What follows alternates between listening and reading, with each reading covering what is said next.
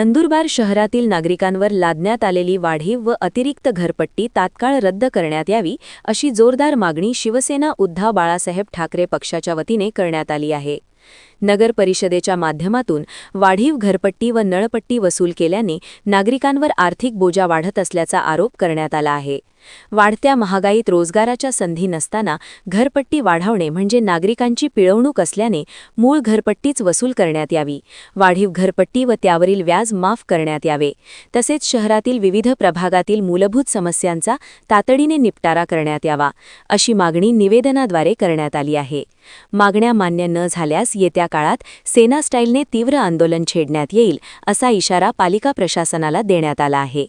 हे निवेदन नगर परिषदेचे कार्यालयीन अधीक्षक जयसिंग गावित यांना देण्यात आले।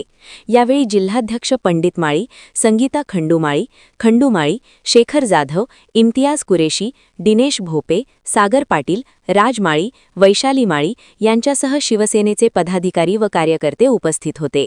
या मागण्यांवर नगर परिषद काय निर्णय घेते याकडे आता शहरवासियांचे लक्ष लागले आहे।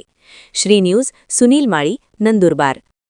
उद्धव बाळासाहेब ठाकरे पक्षाच्या वतीने आम्ही आज निवेदन द्यायला आलेलो होतो शिवसाहेबांना।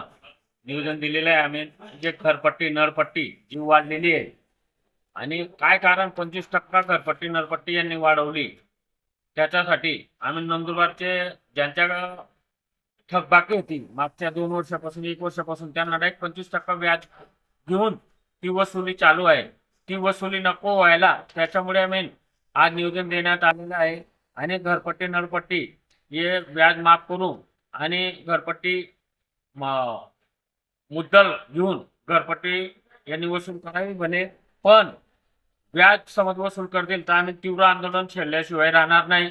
आणि हे नगरपालिका जे प्रशासन बसलंय हे त्यांच्या पद्धतीने काही नंदुरबार मधून घरपट्टी वसूल करतायत, ती घरपट्टी आम्ही वसूल होऊ देणार नाही, असे आम्ही उद्धव बाळासाहेब ठाकरेच्या पक्षाच्या वतीने तीव्र आंदोलन करणार आहोत।